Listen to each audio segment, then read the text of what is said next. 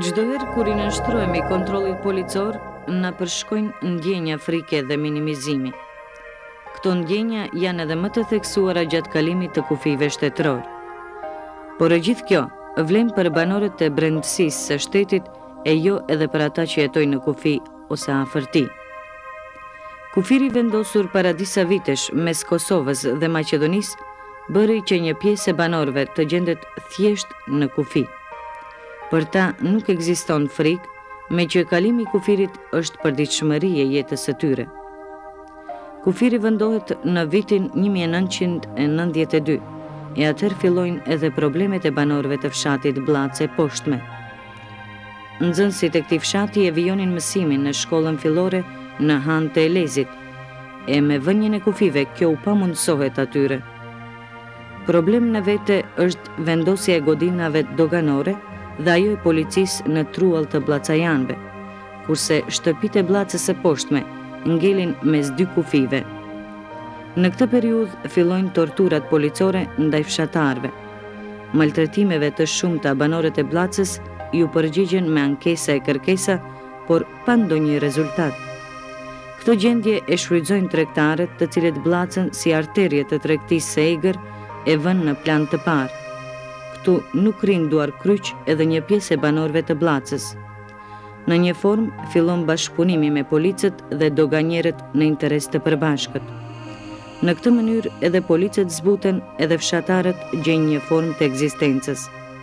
Por blacianët ende i kujtojnë maltretime që i bëri policia në vitet 92 e gjerë në 94-ën. Pas të gjitha vuajtjeve, banorët e Blacës bëjnë peticion, të cilin ja drejtojnë organeve shtetërore. Në takim me përfaqësuesit e Ministrisë së Punëve të Brendshme, u arrit pajtueshmëri për gjetje të kompromisit, por as sot e kësaj dite nuk janë realizuar kërkesat e tyre. Bëhet fjalë për vitin 1992, kur qeveria e Maqedonisë merr vendim për vendosjen e kufirit këtu në fshatin Blac. Me vendosjen e kufirit, pikës pari lindin edhe probleme. Si për shembull, problemi i pari është uzurpimi i tokës së pranarit. Pa e pitur fare qeveria e Maqedonisë, vendosi kufirin edhe filloi punën. Me vendosjen e kufirit në anën tjetër të Serbisë, lindën edhe probleme tjera të cilat fshatarët u ballafaquan me një seri problemesh. Si për shembull, më parë mësonin nxënësat në shkollë në Han të Elezit, ndërkaq u desht të orientohen në fshatin e Blacës së Epërme, po ashtu edhe në Shkup. Problemi pranës së tokës së pranarit të këtij fshati ende është i pasgjidhur. Për atë mendoj se përgjegjësinë e ka qeveria e Maqedonisë. Me vendosjen e policisë në këtë rajon, thënë të drejtën, fshatarët nuk ishin të përgatitur për një, si të them, për një kufi të tillë, për një ashtu të papregatitur, si pala e fshatarëve, po ashtu edhe policia, të them të drejtën, nuk ishte profesionale, ashtu që në shumë raste nuk e dinte se ligjin kufitar, me një fjalë. Me atë rast fillun edhe të lindin problemet të cilat e përcjellën një periudhë të gjatë të kësaj kohe, të vitit 92-93. Kështu për shembull, lindën problemet e përcaktimit të kufirit, mandej problemet të cilat sjellja e fshatarëve në për në vendkalimin kufitar, e drejta e tyre fshatarëve në mes kufi, mandej kishin probleme në punën e arave, shumë herë policia ishte jo korrekte ndaj tyre. Vlen të përmendet disa raste të jo korrektsisë së policisë, edhe ata e kanë fjalën për policinë maqedonase, e cila në shumë raste të njëjtit polici përsërisnin gabimet, ndaj personave të tillë nuk u mirëte masa konkrete. Është fjala për policët Zdravko Ančevski, për policin Risto, për e gjitha kjo periudhë, për policin Pande, udhëheq ndrimi, si duket ka qenë në atë kohë. Gjatë asaj periudhe gjithherë ka pas ekscese edhe maltretime edhe fizike të fshatarëve. Si skena jo të hishme të policisë, si sjellje jo korrekte të policisë ndaj fshatarëve, janë shumë, por ndër ma karakteristike kemi veçu, për shembull, maltretimet fizike të 6 fshatarëve me datën 10/3/93, ku personat në fjalë i marrin edhe i maltretojnë edhe fizikisht fshatarët. Unë mendoj se edhe në atë kohë, edhe tani që atë mendim mendoj se policët ka qenë desh të ndëshkohen ndaj këtine veprave, por prap them atë se kanë mbetur ashtu problemet e pasgjidhura. E gjithë kjo periudhë e vitit 93 është fjala, është bërë nën prezencën e komandirit të asaj kohe, Tome, mbi emrin e panjohur. Po ashtu në atë kohë, vazhdon një farë ta quaj represion, po ashtu jo korrekt ndaj fshatarëve, maltretimi i Xhavit Aslanit bashkë me djalin e tij, i njëjti person, Zdravko, i shkon në arë dhe javnon automatikun në fytë dhe i thot se ç'ban në këtë kohë, pse livron ditën, ban tregti natën të palejueshme. Me atë rast erdh deri te ndeshja, shkurt thonë, mos marrëveshja në mes personalisht meje dhe Zdravkos në stacionin policor, ku edhe sot e kësaj dita ajo procedurë vazhdon e mos marrëveshjes me te. Fatlumnisht, momentalisht ajo është i larguar nga ky vend pune, por në një vend pune tjetër ndoshta më i mirë. Si problemet tjera, ishin edhe formacioni policor tjetër në anën tjetër me qendër në Mirkovc, ku në fillim të 93-shës shumë herë bëri te kalimin e autorizimeve në vijën kufitare, ta quajmë ashtu.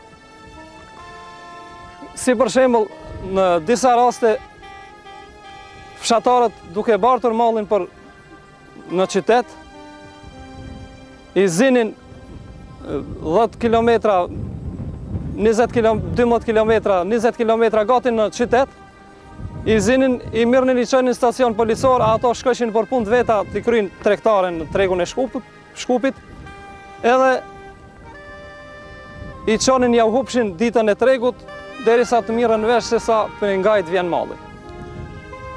Si rezultati të gjitha këtyne mosmarrveshjeve të policisë me popullatën e zonës kufitare, u detiruam që në muajin e 6 të vitit 93 të bëjmë një peticion në qeverinë e Maqedonisë dhe të bëjmë disa kërkesa për të cilat edhe sot e kësaj dite nuk janë plotësu.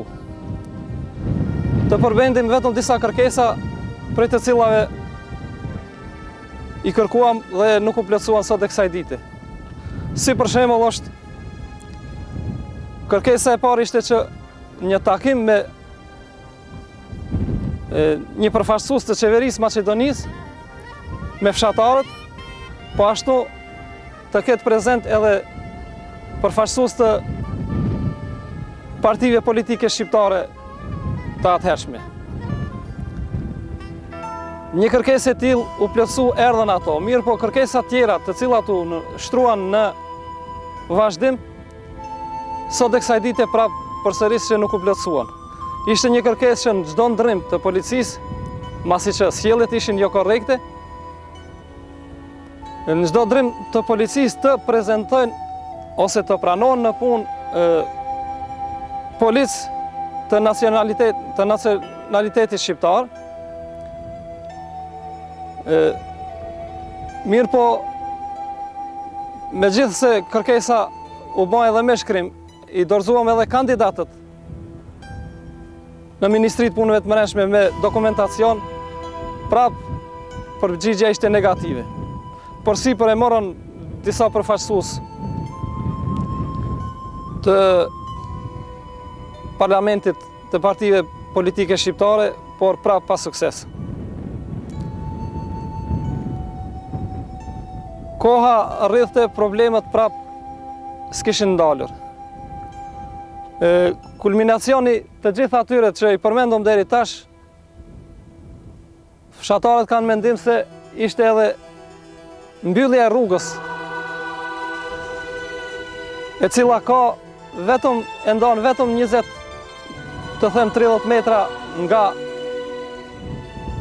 vendkalimi kufitar e rrugës së lagjës Bardh të fshatit Blac.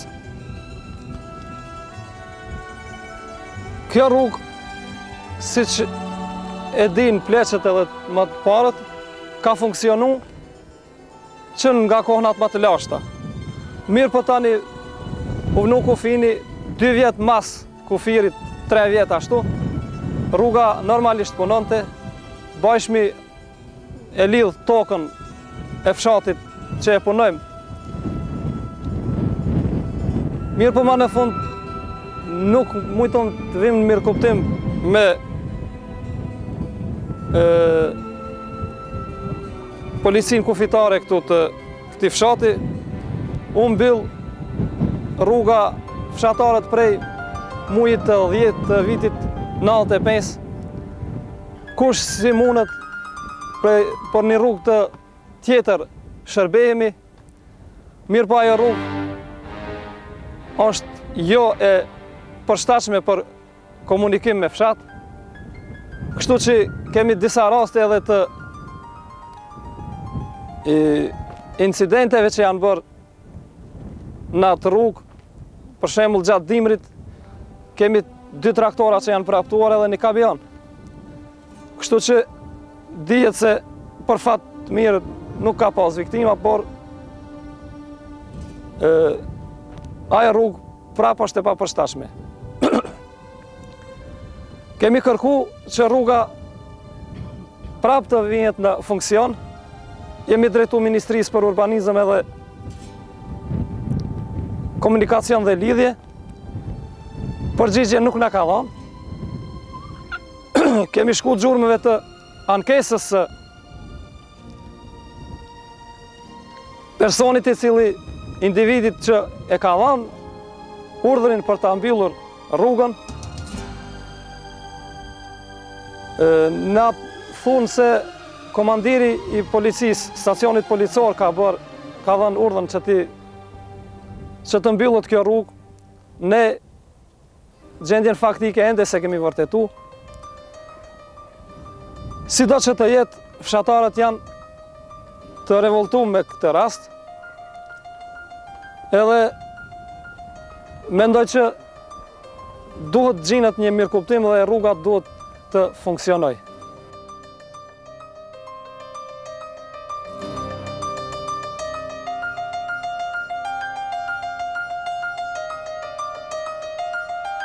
Kundruall përvojës së banorëve të Bllacës me policinë, qëndron përvoja e policëve me fshatarët. Dy palë, disa mendime. Vetëm të një mendimi janë të dy palët, se duhet të gjenden mekanizma për zgjedhjen e problemeve, një ndër ta është zgjedhur. Mos përdorimi i forcës dhe dhunës ndaj banorëve.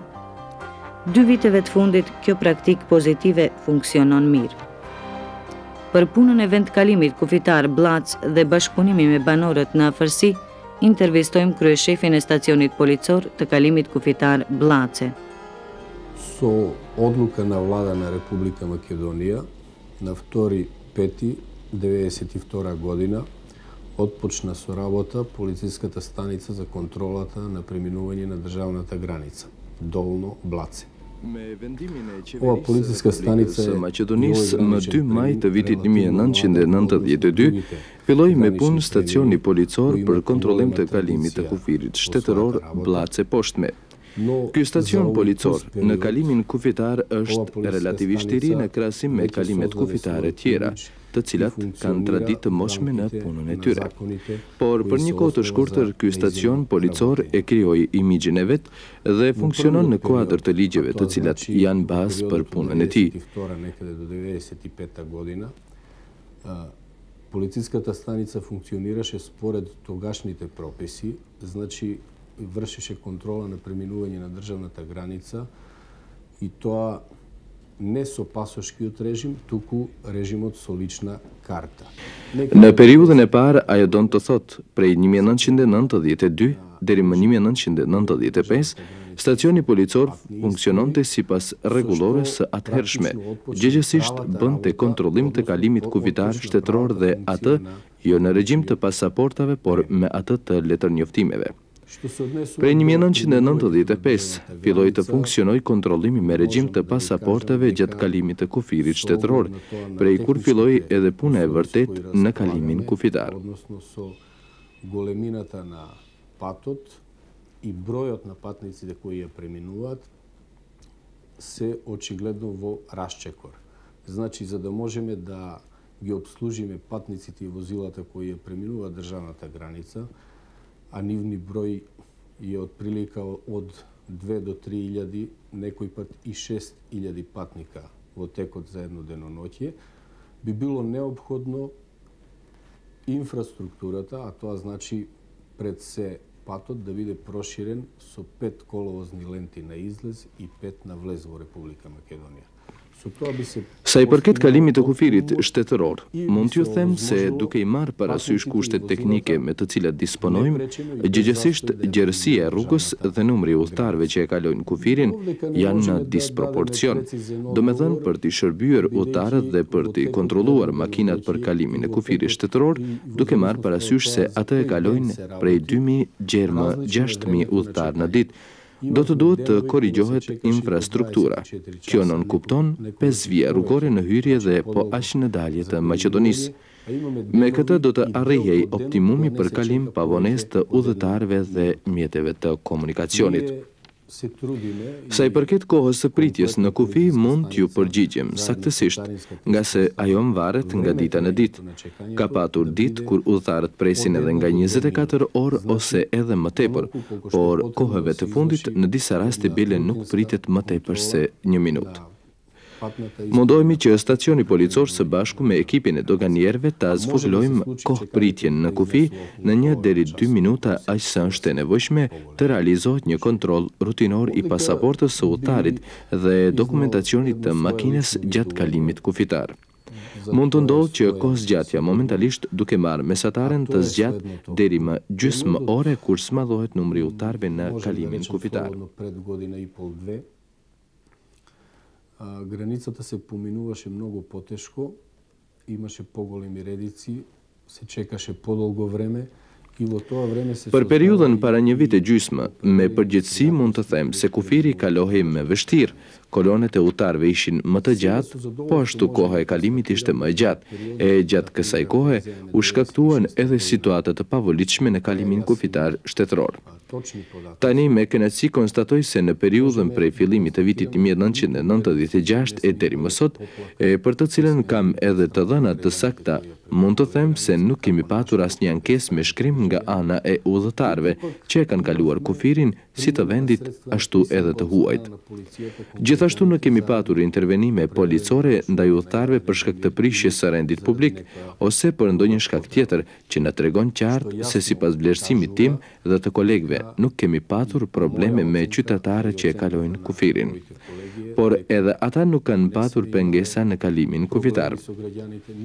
Do të isha naiv po të them se jam i sigurt se kontrabanda me cigare dhe aktivitete tjera kriminalistike nga ana e qytetarëve tanë dhe të huaj do të ndërpritet, edhe pse deri më tani një gjë e tillë nuk ka ndodhur në kalimin kufitar ose në afërsi të tij. Megjithatë, aktivitetet tona përveç kontrollimit të kalimit të kufirit shtetëror janë edhe angazhimi maksimal për pengimin e qytetarëve që mirën me aktivitete të palejueshme. Kjo do të thotë se sipas njohurive tona mund të konstatohet se ky aktivitet i qytetarëve është dukshëm i zvogëluar dhe mund të them se në kalimin kufitar nuk ka ndodhur një gjë e tillë, por a ndodh në afërsi të tij do të tregoj koha përmes një analize të qëndrueshme. Sprečување на сите активности на луѓето кои се занимаваат со криминалот.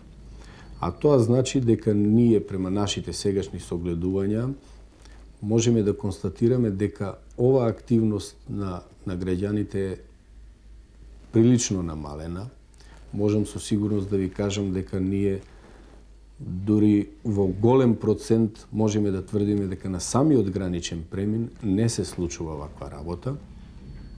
А дали се случува во негова непосредна и подалечна околина, тоа ќе треба време да покаже и некоја поопстојна анализа. Јас мислам дека во овој момент можеме да кажеме дека во однос на она што се случуваше пред година и пол, 2 или пред 1 година, сега имаме многу почиста ситуација. Па не можам тоа со сигурност да ви кажам дали само тој пат што е затворен, тоа е... Me siguri mund të them se në krahasim me 1 vit e gjysmë më parë, tani kemi situatë dukshëm më të qetë. Mund të them se rruga e mbyllur është një ndër kushtet që zvogëloi aktivitetin e tregtimit me cigare, por këtu janë ndërmarrë më shumë iniciativa si nga stacioni policor, po ashtu edhe nga shërbimet e ministrisë sot që janë të angazhuara për zhdukjen e kontrabandës. Ne nuk jemi vetë në kalimin kufitar. Ju e dini se në afërsi ekziston stacioni policor Mirkovci, i cili është i angazhuar me punë në kuadër të kompetencave të tij. И мислам дека во спрега со нив ние доста добро ја имаме ситуацијата во своји раце. Видите, јас можем да зборувам за оној период да речем... Në bashkëpunim me shërbime tjera nga ministria jon të angazhuara për këto punë, mendoj se situatën e kemi në duar tona. Unë mund të flas për periudhën para 2 vitesh prej kur relacionet mes stacionit policor në përkalim të kufirit shtetëror Blac e poshtme dhe stacionit policor përkalim të kufirit shtetëror të Republikës Federale të Jugosllavisë, Han i Elezit, janë profesionale dhe në nivel të duhur. Kemi raportit të shkëlqyeshme duke u respektuar si profesionist dhe bashkërisht punojmë në interes të udhëtarëve.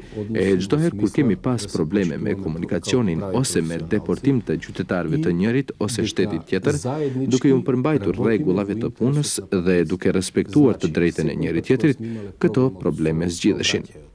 Проблемот со примопредавањето на граѓаните од една или од друга држава, сме работеле според прописите секој на својата држава, а сме ги почитувале правилата на игра кои се задолжителни во службените контакти кои ги имаме со соседната милициска станица. Видите, тоа не беше ангажирано само нашето министерство. Në këtë drejtim ishte angazhuar dhe Ministria jonë dhe Drejtoria e Doganave të Maqedonisë, të cilës ne i takojmë, nga ajo merrnim këshilla të duhura me kohë se si të reagojmë dhe ishim në gjendje mobile. Nga Drejtoria e Doganave morëm këshillim konkret si dhe me kë duhet të bashkëpunojmë dhe mendoj bile për kalimin kufitar ton se shërbimet funksionojnë mirë, tash dhe atëherë kur kishim edhe gjendje të jashtëzakonshme, shkaku i shapit dhe ligatës. Në ato momente derisa bënim kontrollime sanitare në asnjë moment nuk erdhëm në situatë që ta pengojmë qarkullimin e lirë. Funksionira na pреминут, беа максимално мобилни и покрај тоа што ја извршивме задачата, ни во еден момент не се доведовме во ситуација да имаме пречки во одвивањето на сообраќајот. Во моментот кога зборувавме за поплаките од граѓаните, сакам да го истакнам новиот дух во полицијата кој преовладува во последните години. Në këto moment, kur flasim për angesën e qytetarëve, duhet të theksoj frymën e re të policisë, e cila mbi sundon viteve të fundit e të cilën ne mundohemi ta respektojmë. Të respektojmë të drejtat themelore të njerëzve, do me thënë ta respektojmë qytetarin si qytetar, kundër të gjitha barrierave që ekzistonin deri më tani. Këtu mund të flas për periudhën kur unë jam i angazhuar me punë këtu, se nuk kam asnjë vërejtje për bashkëpunimin me qytetarët. Unë ata i llogaris si njerëz të cilët mund të na ndihmojnë në rast nevoje dhe dua të krijoj ndjenjë se ky kalim kufitar është edhe i tyre, i atyre që jetojnë dhe punojnë në afërsi të kalimit kufitar. Кои во секој момент нас би ни помогнале во случај на потреба. Сакам кај нив да создадам чувство дека овој граничен премин е нивни граничен премин, значи луѓе кои живеат и работат во непосредна близина на нашиот граничен премин. Јас ги чувствувам како луѓе кои се најповикани и најблиски да во секој момент ни Unë mendoj se ata janë më të thirrur të na vinë në ndihmë, të na informojnë dhe te ata duhet të krijoj kësi ndjenje. Unë deri tani nuk kam has në asnjë problem dhe deri më sot asnjë nga qytetarët nuk ka ardhur të ankohet për problemin konkret që ka pas. Të gjithë që kanë ardhur të flasin për problemet e veta dhe probleme tjera nga unë janë pranuar dhe është zhvilluar bisedë. Se primeni od moja strane i obavен je razgovor s onim. Ndonë se të dy përfaqësuesit kushtimisht të palëve të kundërta i mbrojnë qëndrimet e veta, realisht interesi i lidh të jenë të një grupi, kur është në pyetje puna me cigare. Nuk mund të themi se në këtë biznes janë të inkuadruar të gjithë. Dikush punon e dikush mbledh haraqin e jeta në kufi vazhdon, herë qetë e herë tërbuar.